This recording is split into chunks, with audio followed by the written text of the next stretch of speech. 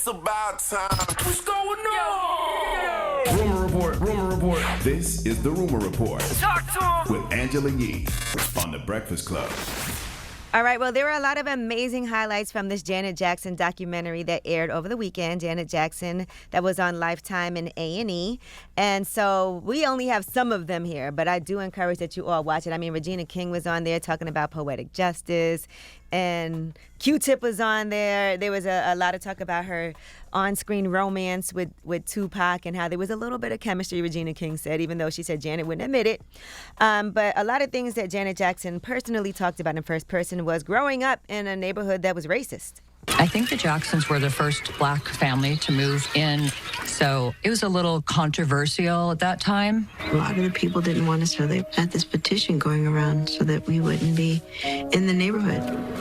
I remember walking down the street and being called the N-word, someone driving by yelling it out, be told to go back home to your country, and feeling it at school with some of the teachers and some of the kids, touching your hair because your hair was different from theirs, or your skin, rubbing it. It's like, does that come off? No. Does yours? Sheesh. Now, she also talked about this, quote, secret child. This was always a rumor that Janet Jackson had some secret child that she didn't let the father know about. Back in the day, they were saying that I had a child and I kept it secret. They were saying that I was raising her daughter. First, they were saying my niece Brandy was my daughter, and that I gave it to Jackie to raise. Because Randy's daughter looks so much like me, then they started saying it was Savannah. When I was doing Fame, a lot of the kids thought I was pregnant because I had gained weight, and I had started taking birth control pills. And back then, you could pick up weight taking them, and that's what happened to me. I could never keep a child away from James. How could I keep a child from their father? If she did have one, she could admit to that now, though, because you know that it was probably the industry that made her do that. Same way it make you lie about your age and all that other stuff, lie about being married or being in a relationship. All right, now she also discussed getting divorced from James DeBarge. There were a lot of nights that I would go searching the streets looking for him. 3 o'clock in the morning, 4 o'clock in the morning. I remember times when I would find the pills and I would take them and try to flush them down the toilet, and we would be rolling around on the floor fighting for them. I remember eventually deciding to get a divorce, or an annulment, I should say, because it only lasted a year. And he was so mad and so frustrated. I remember driving back home to my parents' house. I was just done.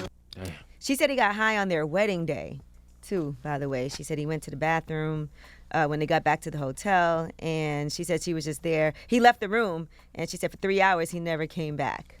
And so that's what she says he was doing. Now, the family had a deal with Pepsi, but Janet Jackson ended up doing a deal, trying to do a deal with Coca-Cola, but then everything emerged with all the accusations against her brother, Michael Jackson, and here's what she said happened.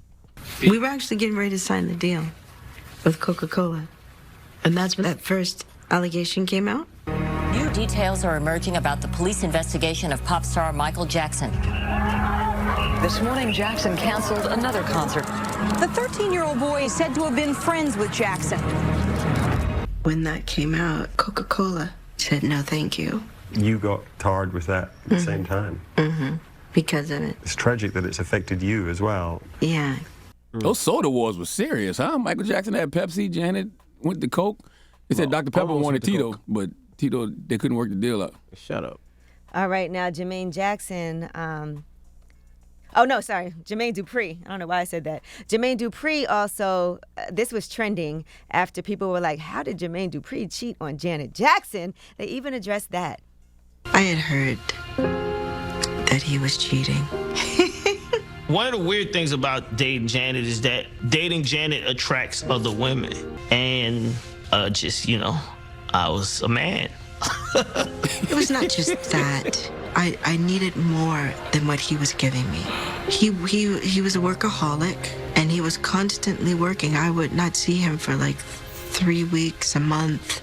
And soon as he would come in and he would go to the club, or he would and I was like, just carve out just a little bit of time for me, even if it's just us hanging at home. And it was hard for him to do.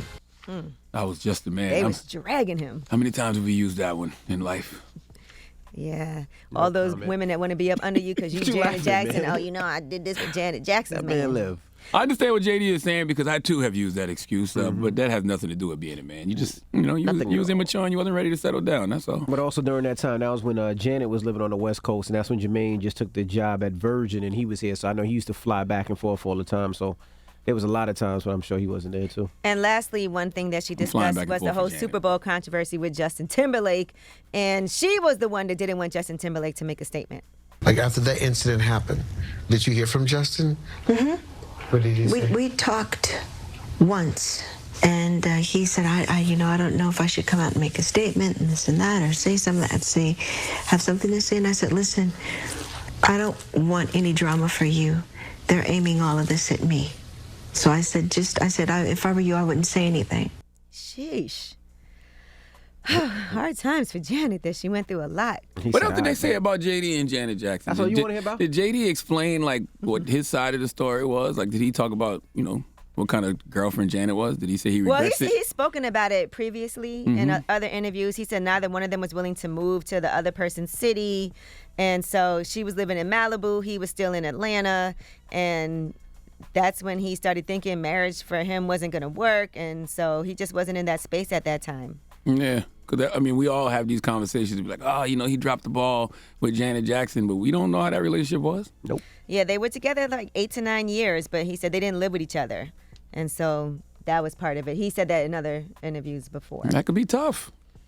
All right, well, that is your rumor report. All right, thank you, Miss E. Charlamagne, who you giving your donkey to? Man, a lot of people got rich during this pandemic. A lot of people got rich off COVID. And we always highlight, the PPPers and the unemployment folks and the SBA folks. Yep. But what about you people selling fake vaccination cards? I need 2 nurses, Julie DeVuno and Marissa Uroro. And I know I'm pronouncing their last names wrong. I need them to come to the front of the congregation. We'd like to have a word with them. You mean them nurses that be working hard, getting paid close to nothing, be doing double shifts? Hey, I'm not mad at them. Okay, I'm just equal opportunity donkey today distributor. Okay. All right. We'll get to it next. It's the Breakfast Club. Good morning.